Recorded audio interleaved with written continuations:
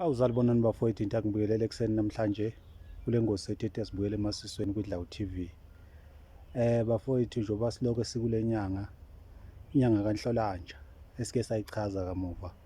Lesi sikhathi kuvamile ukuthi kube khona ukudla sokuqala ukuvuthwa emasimini, okutshalwayo emasimini okuyizitshalo ezikhona okunjengamakhomane, nemfe, nokunye nje okuncanyana okube sekukhona iy'ndumba nendlovu.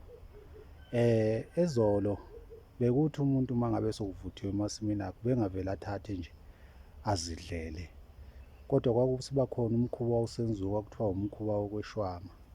Uma sekufika sekuthiwa ukuchintsa, ngiyakhumbula mina izalukazi ezinjengogogo kwakuthiwa okunye uzokuthiwa doloqina doloqina. Kodwa-ke sikhuluma ngale ndaba ukuthi ukudla kwakuthathwa kusiwe enkosini bese kuthathwa izintombi nto, angisho laba sebedliwe umhlwa, izintombi nto lezalukazi esezingasayi emfuleni, kube yibo abakuthwalayo lokhu kudla kusiwe enkosini bese kuxutshwa namakhubalo.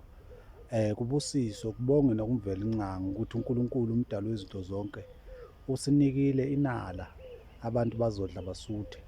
Ingakho kwakuhanjwa kufike kubongwe lezulu elinileyo ukuthi nakhu sesizovuna sithole inala.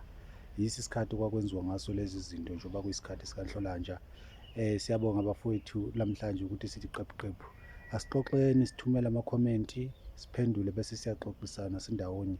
Please ngiyacela bafowethu subscribe ukuze sibe silokho silithumela izinto lathi esazifundayo lesizifundayo ukuze sonke sifundisane isizwe sakithi singakhohlwa isintu sethu, sibuyele emasisweni ngoba umuntu ngumuntu ngesiko lakhe.